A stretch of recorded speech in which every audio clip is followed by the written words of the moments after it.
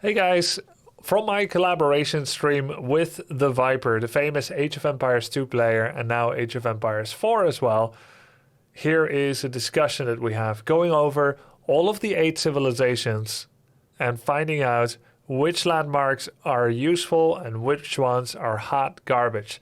It's kind of like a landmark tier list. We don't group them entirely because they're only useful to be evaluated within the microcosm of a civilization itself. So we'll talk about which ones are good, which ones are bad, and why. And if they're niche, when they should be used. Super educational and interesting for both Viper and me, and for you as well, perhaps. Enjoy.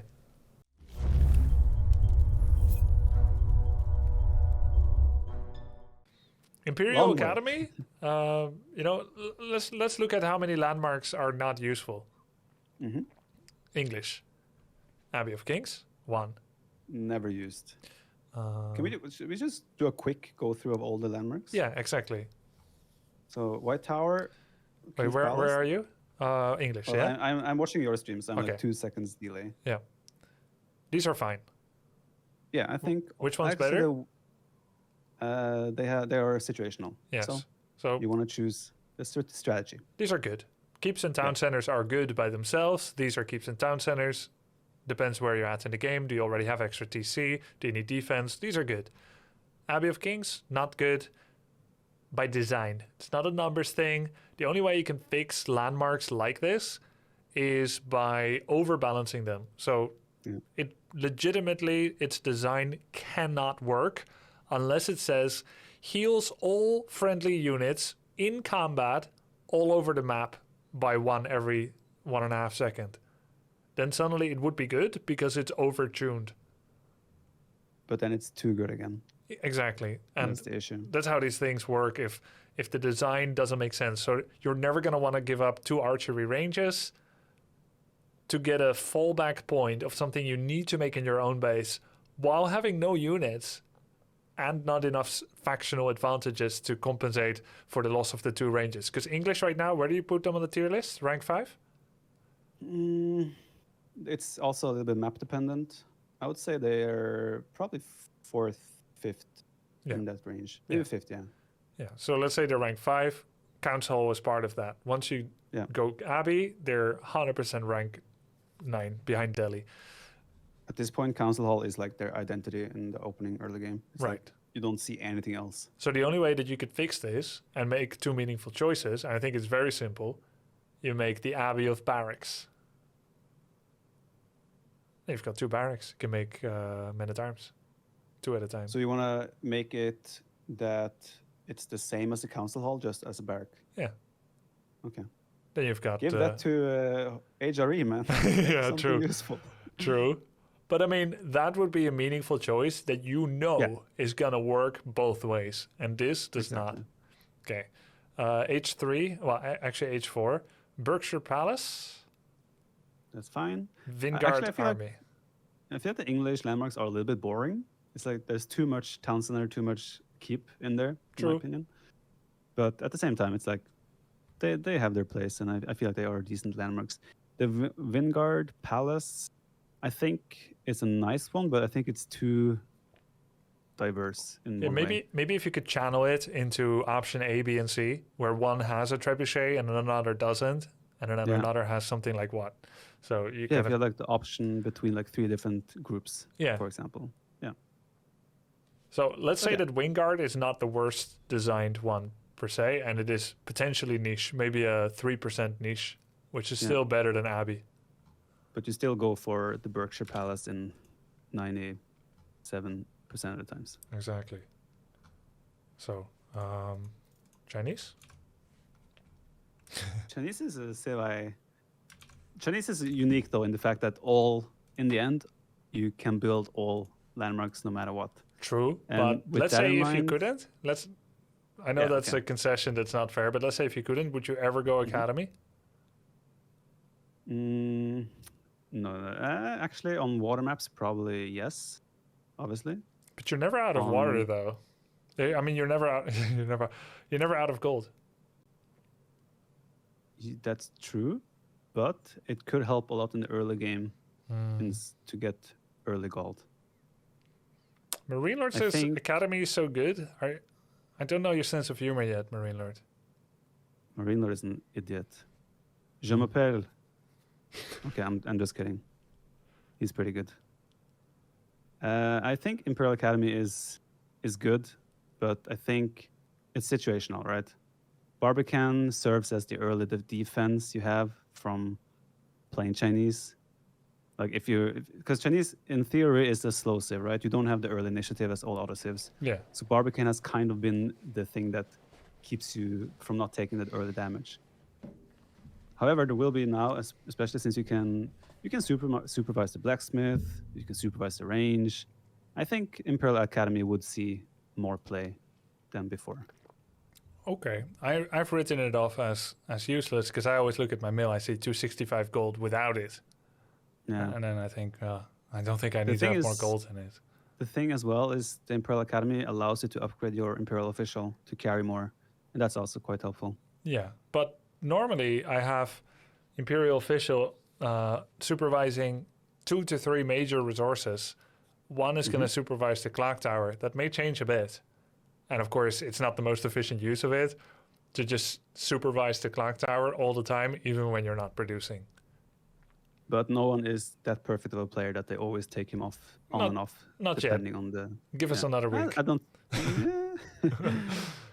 No, but I feel like the official is like early game is economy, and then late game you're just focused on the military and collecting tax, of course.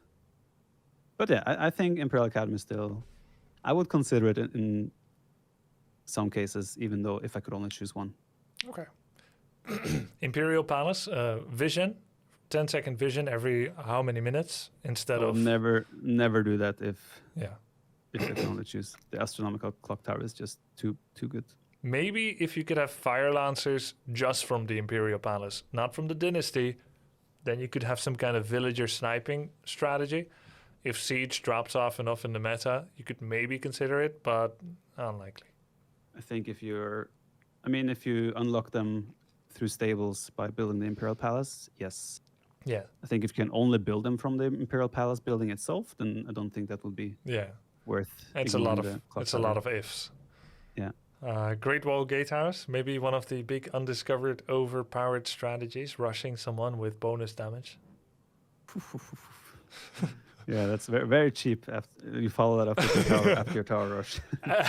And the problem is you can only power build this with 4 villagers per side because of how it's squeezed between walls. So you can't even rush it, surprisingly. Well, you build faster as well. So, I mean, it goes up quite fast still. So... Mostly, I see people building this in the back of their base and do not intend to use it for anything except Ming Dynasty. I always build it it depends on the map. Like, for example, Mountain Pass, I always build it on my stone wall in the middle. That's because you don't care if it dies. Partly, yes. But yeah, I think Spirit Way is kind of like, you always go Spirit Way there if you have to choose. Though, of course, in the given example of dynasties do not exist, imagine this for a moment. The first part of Spirit Way and the second part is entirely useless. So in this limited example, you would actually only play Gatehouse, but in reality, you would pretty much never go Gatehouse over Spirit Way. Yeah. Actually, I think Spirit Way is really strong as well. Like the price of Chukanu now around the Spirit Way is insanely low. Yeah, that's true. It's so effective. You use them as a late game filler. You still think they're supply efficient because they're better than an archer, much cheaper than a hand cannon. They're so cheap, like especially if you get it around the Spirit Way. Have you tested? If you have not, oh sorry. Yeah, I was just saying if you did not go to Yuan Dynasty and went for Fire Lancers, I would always place ranges around the Spirit Way and just go Chuganu from there. I think it's still early days, obviously, but I think they tuned the cost a little bit too low. But this is like very little experience with them so far, but they feel very good. Have you tried seeing how many ranges max fit around a Spirit Way? I think it's 7 or 8, isn't it? I don't know. I think it's 8. I've only tried the normal 3-head positioning, every direction of the wind, horizontal, vertical, diagonal. Yeah, But it's 8. It's 8. what if it's like 10 or 12, kind of like the farm location around a mill for English, like the Spirit of the Law video? I think that would be even like more broken. So I think it's good the way it is. Would you like it to be give more buildings? I always can't fit enough. Like legit, every Yeah. game I make Spirit Way, I build it somewhere semi-congested, then I get like 4 to 5 Yeah. buildings. So I do want understand that. more. Yeah. 12 with 'Cause the perfect maps- placement, says Jet Pirate. Yeah. Yeah. The maps are quite like there. It's hard to find the space where you can fit buildings around it in late game. I do agree with that. Hashtag Only planning. maps I kind of find it is like Hill and Dale, for example. Those types of maps where you move to the low ground and you can build it there. See, that's another thing that I really had to get used to as a StarCraft, Warcraft player. Building in the middle, I bet you see us Blizzard TSers doing more congested nuclear bases than you would see Yeah. from ex-Age of Empires players. Probably, yeah. Like, to me, that don't feels wanna have- BM. When I see, like, for the first time I saw you guys building, like, 6 barracks in the center, I didn't think, optimum pathing economy. No, I thought, oh, this guy is styling on this kid. No, yeah, and it's, I mean, because you're used to like buildings going down really fast to even just units, right? In StarCraft, for example. Yeah. So And in Age of Warcraft, Empires you is quite don't need different. more unit production. So Yeah, otherwise, exactly. you would. Yeah. French? Right, French. Both are I think- good. Yeah, both are good. Water, Chamber of Commerce is more a landmark land. for water. Yeah. You'll be hard pressed to find land games with Chamber of Commerce. I actually think there is a case for it these days with the professional scouts meta. You but don't necessarily the need cavalry that many. offers you the scout production. Yes, but at the same time, you get a market. Can you hover over Chamber of Commerce again? I don't have it on my end. Like, you return, all traders and trade ships return 30% more resources. This is a long-term, way bigger gain. So you kind of have to choose, do you want a little bit more early power, which is not by a lot, by the way, or do you want the long-term massive potential return? So if So you play I a see- meta where you're continually getting punished by brain dead producing cavalry against a faction that in that meta defends against it really well, in your average experience, you see that your cavalry archer rush isn't getting the results that you want, you would find yourself being drawn more to the commerce. I think even if I saw decent value, I still think Chamber of Commerce is a safer long-term approach. That's cool. Because if a game drags on, if you get 30% more resources from the market, that is a It's lot huge. of value long-term. Super Yeah. huge in Imperial. It's one of those, now I've gone for this, I've got better Imperial gains, but now I'm Yeah. also forced into it because I can't win earlier. And But, I am mean, I doing why a can you not- self-fulfilling prophecy? Yeah, of but that's the benefit. thing. I think French's strength, like any other civ that builds a stable, you're not worse than them, right? So Yeah, just build your own stable. You already saved wood on your, you save wood on your eco upgrades. You save wood on your resource drop-off points. well, your losses in the unique Civ bonuses that you don't have, that you're forgetting because it's too complex to hold all of that in your head, like right now. But like, your villagers don't shoot, you can't Song Dynasty, so you can't Yeah. just, I guess, one-to-one. Of course, but I'm thinking pure now. I build a stable. You built a stable. What's the difference? I didn't get worse off with my stable. Slower production. Sure, my other stable with the School of Cavalry would have been slightly faster. But again, it's like short-term potential gain versus long-term guaranteed gain. No, it's true actually, because once this reads well, but when you're actually when you're actually number crunching, you get 1.2 stables. This, and And once that's not you've a lot. it's not a lot, and English get 2 archery ranges, Yeah. and then when do you actually beat the English point? Well, if you build 5 stables, you get a 6 for free. Yeah. If you build 4, you essentially have 6 thanks to this. So if you build 9, you now have, what is it, 12? 1 plus 9 times 1.2, 12. Yeah, if you build 9 stables, you now have 12. Yeah. Thanks to the School of And- Cavalry. That's not fantastic per se. They do produce, It's not super huge. It's mostly that momentum at the feudal, right? Yeah. The gain is obviously the saved wood at the start of the game. Yeah. That's the big thing. Hitting feudalization, not having to build a stable, which could lead to a faster town center, maybe an archery range. And the information you give an upgrades. opponent by going Chamber of Commerce, they scout it. Yeah. They know they don't have to make as many concessions. Yeah. But yeah, like for me on a map like Mountain Pass, for example, I feel like Chamber of Commerce could easily be a better choice. Are there unique upgrades here? No, you can get these in the stables too. Yeah. Royal Institute, houses, technologies unique to the French. Well, that's never going to be bad. It's never bad, but it's also like, this is also, again, it kind of is the same concept as the previous one. Do you want potentially earlier initiative gain, or do you want to have the long-term guaranteed gain? Would you say Guildhall is meta on land in pro meta? I don't think it's meta, but I think it will be meta. I think people go for the other one because they think it's nice to get the upgrades cheaper. But I think Guildhall is potentially better. But can you never get any of these otherwise? Oh, you just get them get earlier, right? They're all of them are, yeah. Oh, they're Imperial upgrades that come earlier. No, not all of them. Like some of them are earlier upgrades, but Royal Bloodlines and the Arbaletier upgrade is Imperial Age. Enlistment is enlistment even in Imperial Age? Like it's just all the unique upgrades you have with French. Like Chivalry is a Feudal Age upgrade. Cantle Saddles, I think, is Imp potentially. Are they cheaper? No, it also Castle Age. Oh, they're cheaper, They are but the tech tree doesn't show it for this game. Yeah. So it's like you get a discount on upgrades you can also do at any other point in the game. Yeah. So And it's like sometimes earlier. Exactly. Yeah. So again, this I think also I like it because it's a choice according to your playstyle, right? You want Both early valid. initiative, early power, or do you want the long-term guaranteed? And resources. both of these are valid. We've already seen Yeah. both in Genesis. Agreed. So French is pretty well designed with their landmarks, all valid. Chinese I have think so. three invalid ones. Actually, they only have one choice at each, pretty much.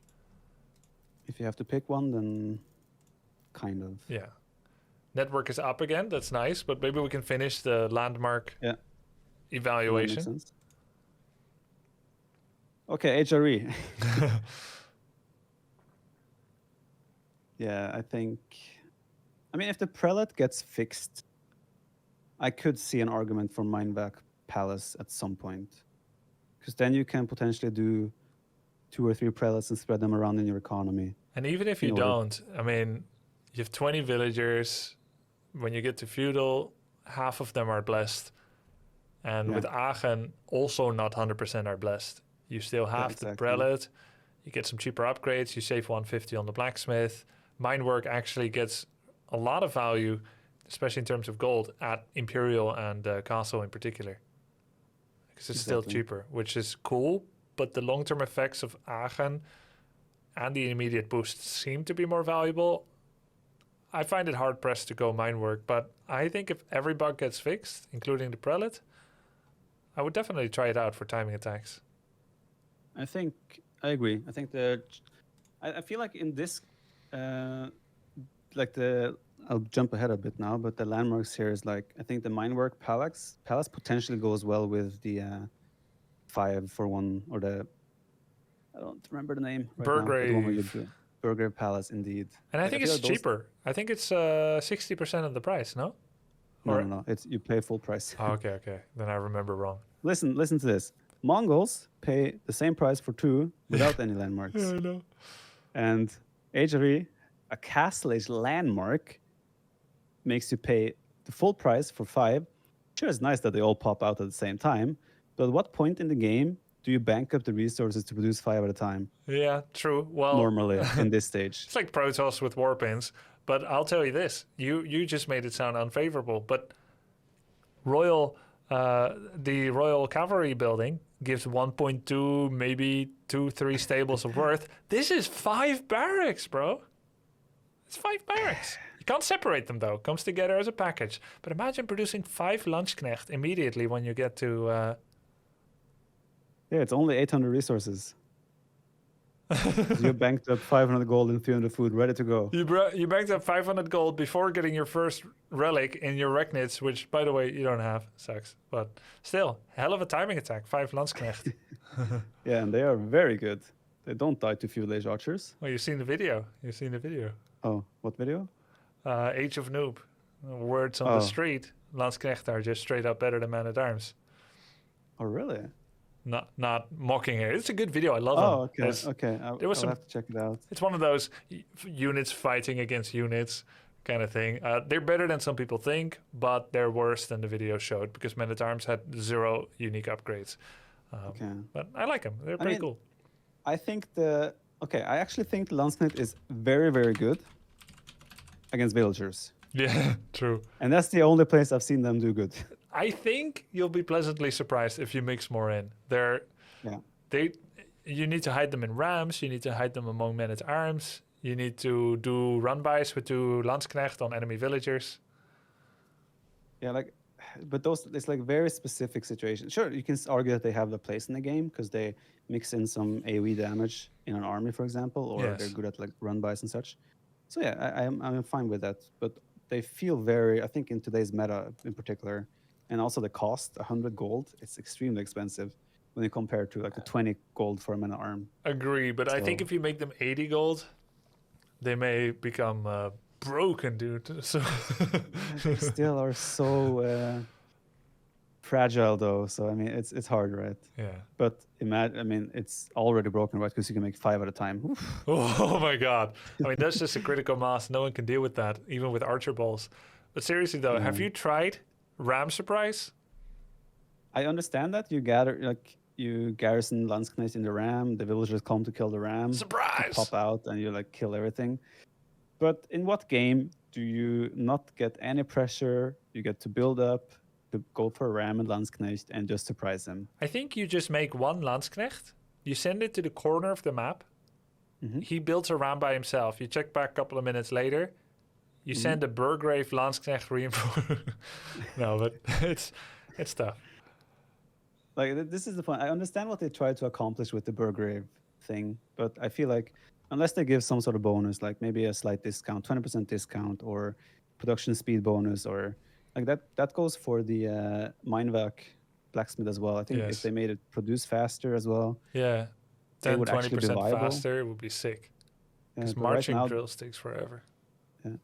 But right now, there's never a situation where I feel like you can skip the cathedral, for example, to go for the Burger Palace. It's just not an option. Servers are up again. I don't know where that came from. Servers are up again. So let's go to the next landmark. Yeah. Elsbach Palace acts as a keep, bonus health. I think it has. Okay, before I realized just how crazy Swabia was, I mean, it's 4 town centers at a quarter the cost. Yeah. Okay, I will argue that Elsbach Palace is better when the castle drags on, right? Yeah. If you are already up to 80, 90 villagers, it doesn't make sense to do the Palace of Swabia. So we can say it has a place. That's good. Yeah. I agree. Although, it's also nice to have the Palace of Swabia in case you get raided, lose 20 vills. Exactly. You literally don't care when you lose villagers. Exactly. So, but let's say it has a 1% niche, perhaps, and that maybe that's good enough. Yep. Yeah, both of these are very powerful. I think Deerstones needs a nerf, but besides that, they're both powerful. I think Silvertree was way more popular in the first 2-3 weeks of the game until people realized how broken the Yam network was. Yeah, just bringing it early, applying it to everything. Yeah. Crazy. Good old tie. It has its place, I feel like, when you want to be aggressive and get a forward siege position going. But all in all, I feel like the Step Redoubt is probably the go-to 90% of the times, 95. 50% drop-off is bananas, insane. Especially since you can move it. Otherwise, it will be it will be tempo, but after that, it'll be disappointing. Yeah, if you actually count up the gold in the map and split it in half, and then you give 50% more to Mongols, it's not fair. I feel like somehow the silver tree matches up better with Kurultai. Early traders try to get past that greedy point, and then you attack with the bonus gold from traders if you get away with it. Going deer stones and step redoubt, you have like criminal amounts of gold that you. Silver tree into step redoubt gets you so much gold you can't even use it. Except if you had one of the best units in the game, Landsknecht, then you could like have a gold sink. But mostly but you can't produce 5 at a time, so I don't know. Yeah, I don't know if it's worth it then if you can't have a critical mass. Stupa? Well, I mean, you can produce 2 at a time, but okay, yeah, go on. 2 at a time, that's true. Spawns a cavalry army of horsemen, Mangudai, or lancers every 1.5 minutes. What do you think? I have very little experience with this. I'm not if you read my patch notes, you could see the suggested change I had for this one, which was allow you to choose which army spawns. I remember that. Because now it's a bit of everything.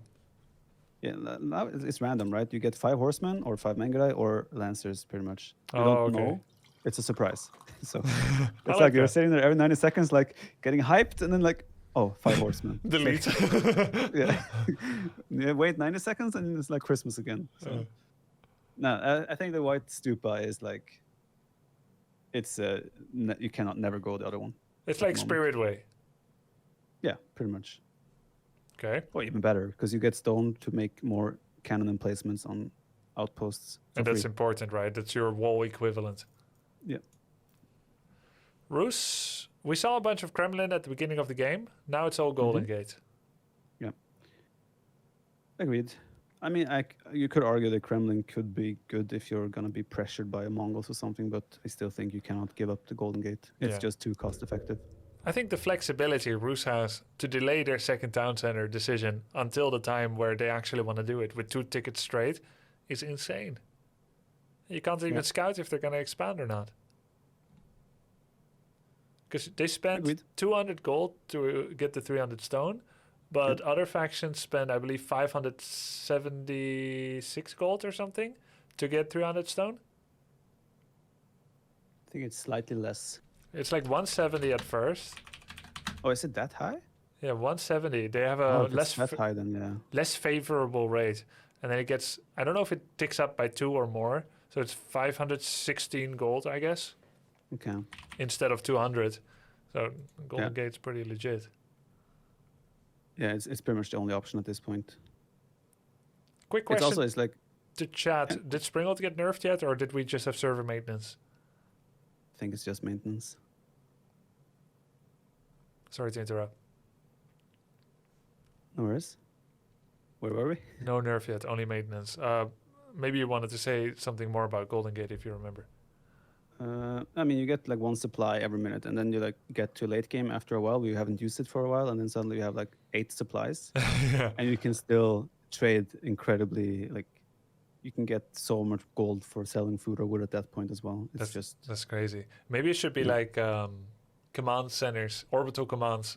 Although they're actually a big culprit of this as well in SC2, where you get too many mules at the same time. It's like, I'm out of minerals. I'll land 1 orbital at a new place and land 28 mules at the same time, and now I've got like a 7 base economy.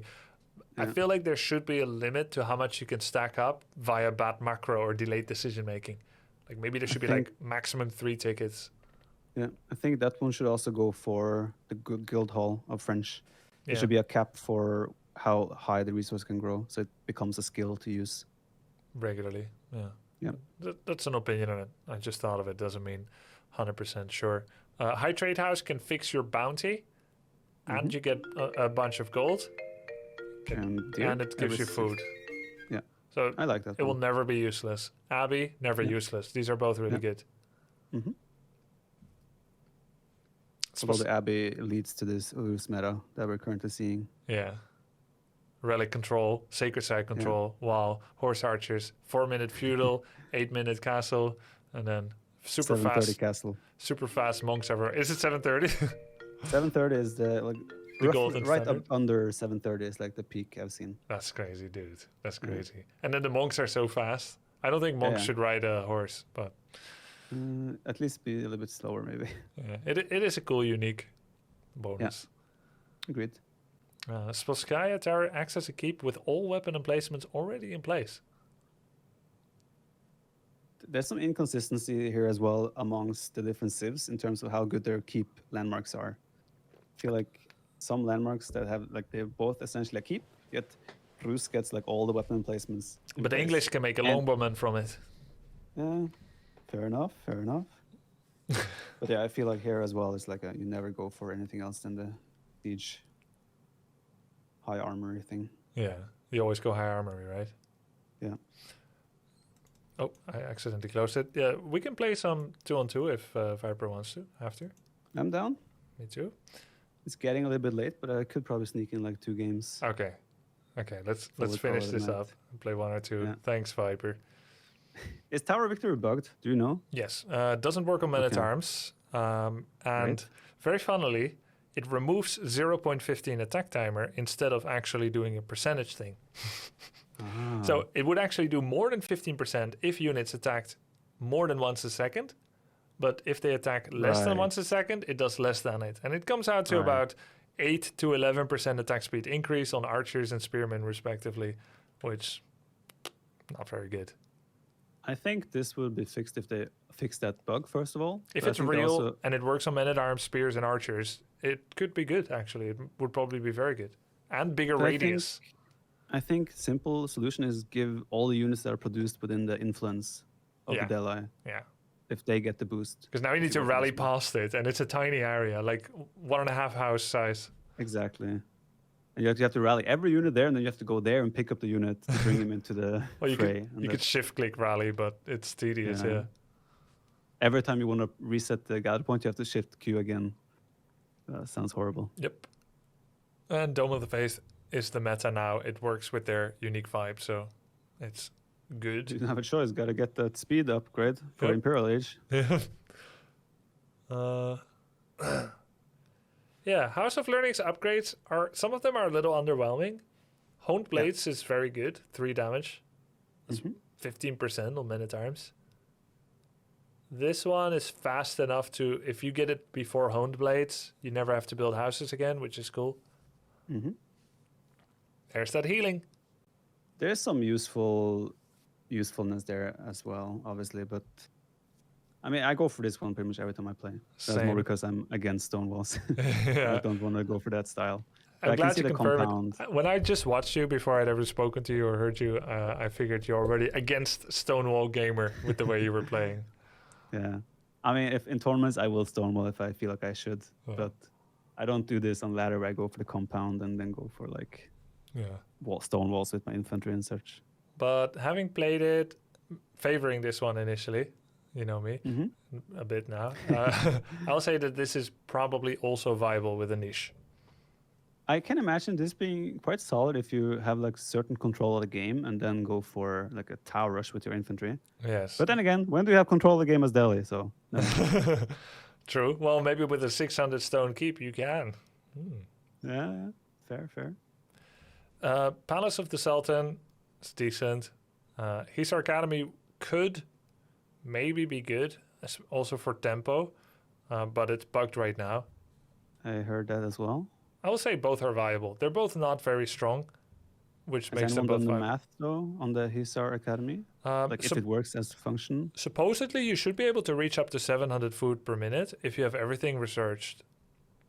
That's still feels underwhelming for an Imperial Age landmark. True. And with everything researched, an Imperial Age taking like 4 hours to finish all researches. Let's say it does 300 immediately, 300 per minute. Something to write home about? Well, think about the Cathedral of HRE, for example. 900 gold for 3 relics in the Castle Age. But this one don't need relics. Yeah, but it's only 300. It feels really underwhelming. It's instant. 300. It's just food. No one cares about food. True. Yeah. Well, I also don't like the other one, so... Yeah, it's not very good either. It would be cool if you could choose which elephant, maybe. Yeah, that was part of my patch notes. Oh. I just love, like, I want to like give the player choice to make a strategic decision. Yeah. That's the core of everything. You do have a decision. You can turn it off. Yeah, woo! 'No free elephants for you. Garrison 4 scholars just to turn it off. They're safe. Indeed. Culture wing, let whatever order you do, it's possible. First, second, or third, it's possible, right? No. Starts It's great. Starts great. Actually, not bad. Better than a mosque. Clustering around keep happens, and it works on siege. Faith is bad.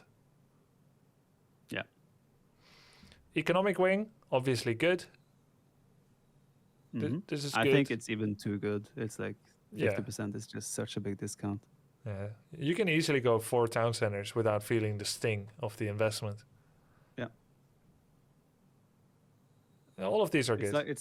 It's not just that you get the villagers, it's like everything you can do alongside it, right? Yes, exactly. A lot of people argue that, yes, but it's just this and that. I can see in your chat now as well.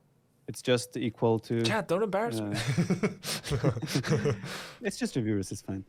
But they don't take into consideration the amount of food it frees up for you to do other things. Yeah. And that's where the strength lies. This is actually a military wing. By doing this, you can make military while you're doing booms. Yeah. Military wing, 1. I mean, it's... I'm not super enamored by camel support. It feels like a core almost to try to mix in a camel all the time in your army. A chore? Camels. A chore, yeah. Yeah. I mean, it's an RI unit. It always runs in front. Would help if even the camel archer goes in front of archer. I guess it's because it has less range. So it is a chore, kind of like the mothership core from StarCraft 2, where you always just have not to. As broken. Yeah, well, I thought it was a nice unit. The Camel Rider shields only works on the worst unit in the game, making it not that good.